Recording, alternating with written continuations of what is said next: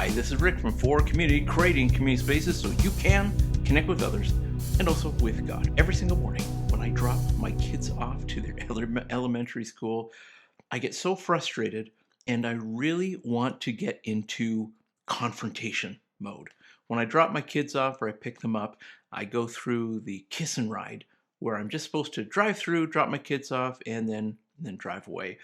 And so many of the same parents simply want to park there and get out of their vehicles and walk to get their kids. And the problem with that is it backs up traffic all the way down the street. So none of the other parents can get in to pick up their kids. And I'm telling you, there are moments when I want to get out of my van and confront these people because it's the same people all the time. And thankfully, I have never confronted everyone. I've held on to that frustration because I have no authority on school property to do any such thing, no amount of confrontation.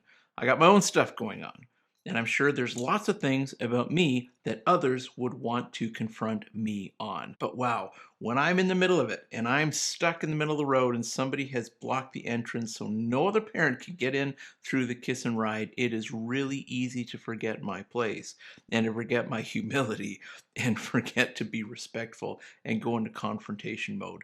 I'm so glad I haven't done that yet. What about you? Do you sometimes find yourself in a situation where you see a clear need to confront someone, but you hold back and you choose to restrain yourself instead? If so, please pause the video and share your experience with whoever it is that you're watching with.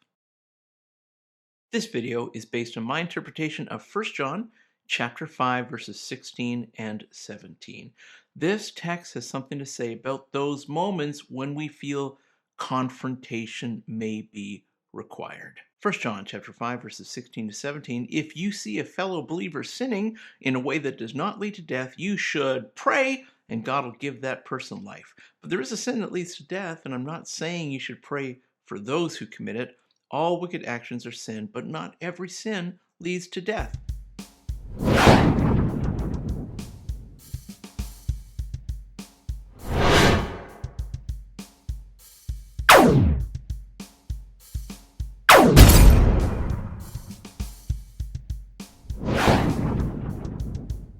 I wonder what that noise was about. I think it was a TIE fighter. Chewie, where you going, you fraidy furball? That's for smuggling!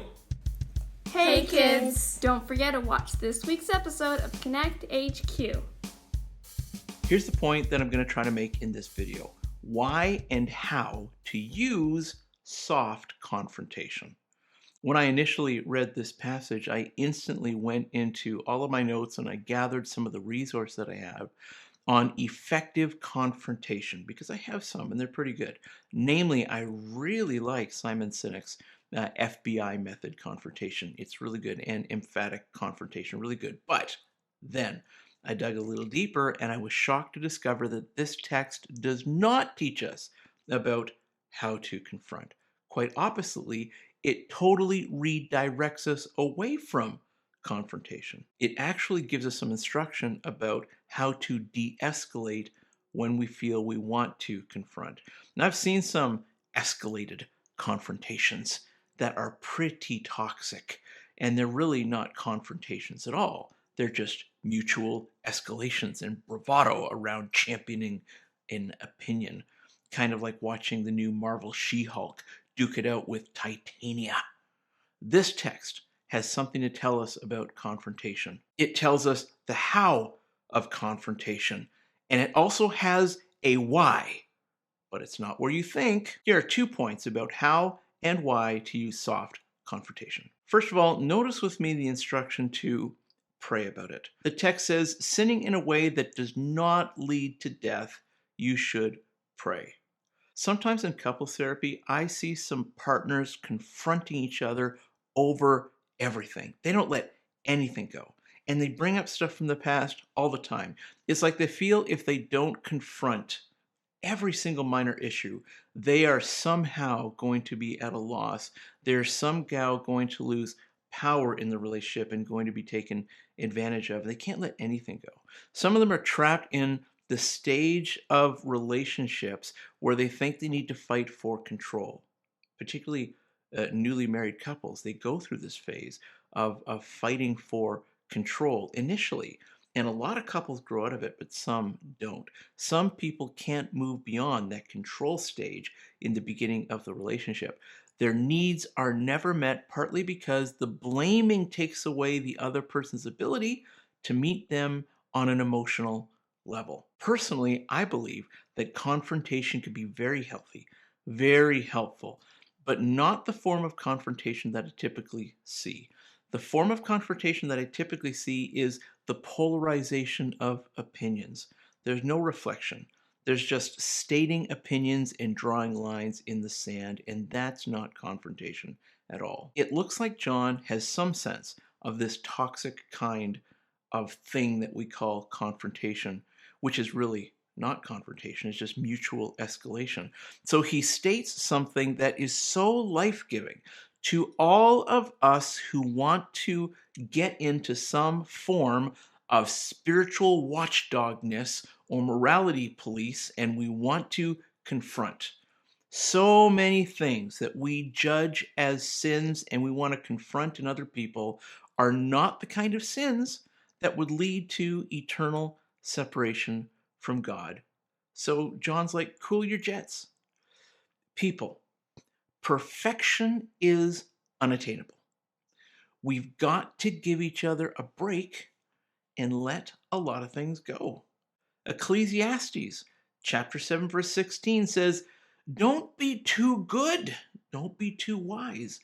Why destroy yourself? I mean, it's a really strange text to go to, but it certainly makes the point.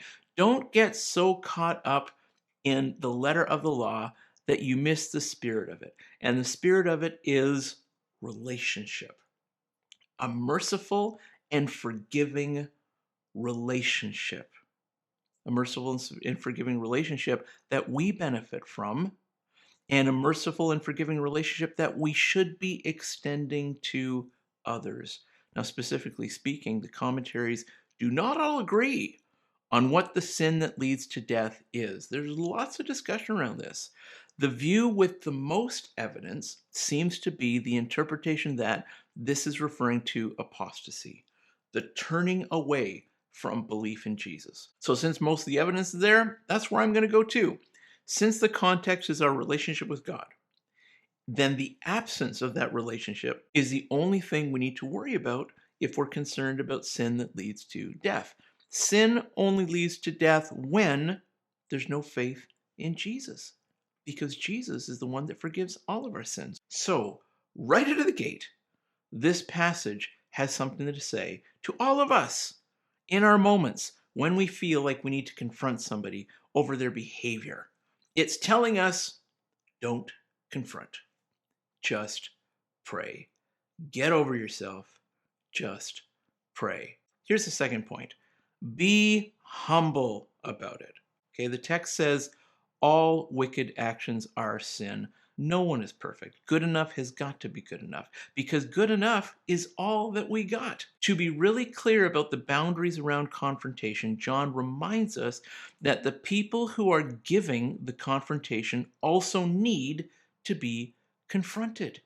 If you ever go and confront somebody, be mindful that you also need to be confronted. And sometimes that's a hard pill to swallow when we're all kerfuffled and hot under the collar. None of us are above the need of confrontation around our own behaviors that either hurt others or hurt ourselves. So here's what I have to share with you from my counseling background.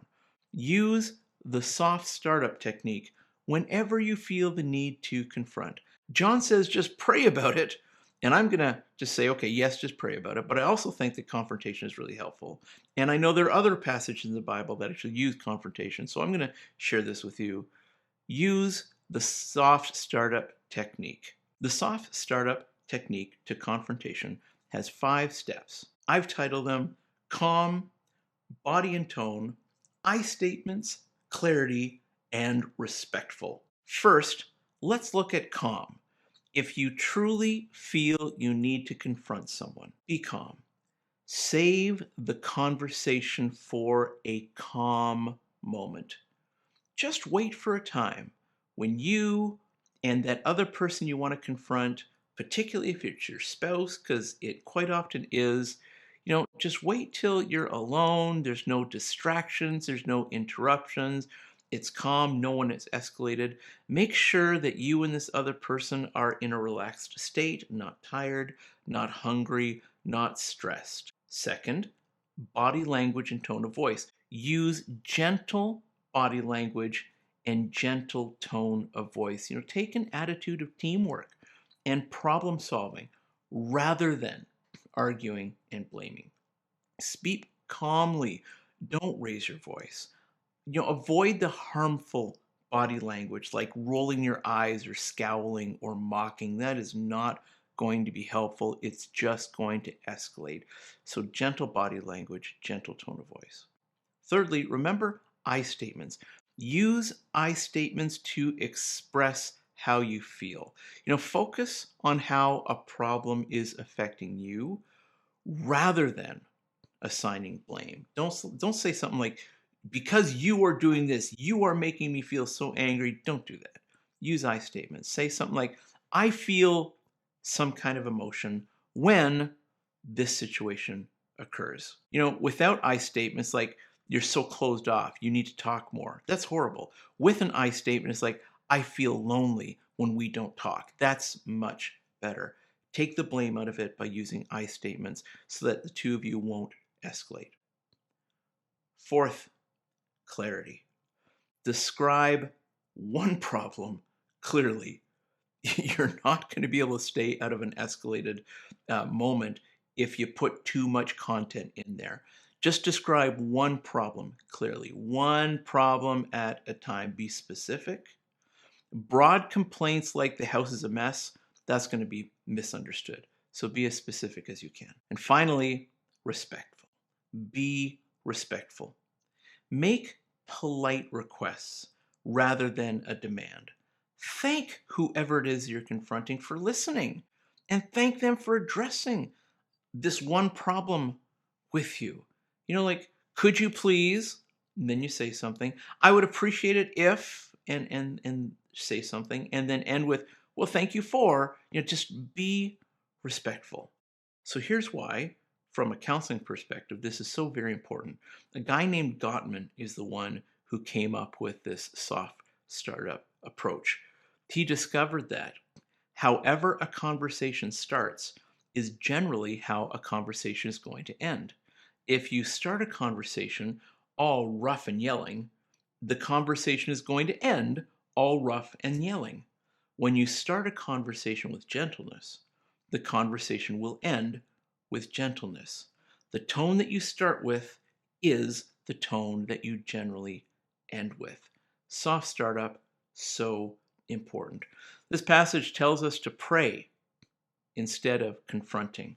That's a really great idea. We do not want to confront anybody when we're escalated. And what's the big deal anyways? Yes, people sin. Get over it. Yes, you sin. Good enough has got to be good enough. We have a relationship with God that's based on mercy and forgiveness. Please extend that relationship to other people, as I need to do too. Like, I'm laughing because I know, or giggling anyways, because I know how hard it is. This is hard to do because sometimes I know I get caught up in that moment where I want to confront somebody over the bad behavior that I see, and I need to take a chill pill, and I got to remember that there's a whole lot of stuff I need to be confronted on as well. So the next time that you think you need to confront someone about anything at all, relax. Don't fall into the temptation of a harsh startup. Stop it and pray. Cool your jets and just pray. And if you still think you need to confront, then use the soft startup method. Be humble in your approach, knowing that you also need to be confronted about your own behavior. Okay, well, that's my interpretation. I'm looking forward to hearing your interpretation this Sunday. That's it from me to you for now. Would you please like? Would you please share? Would you please subscribe?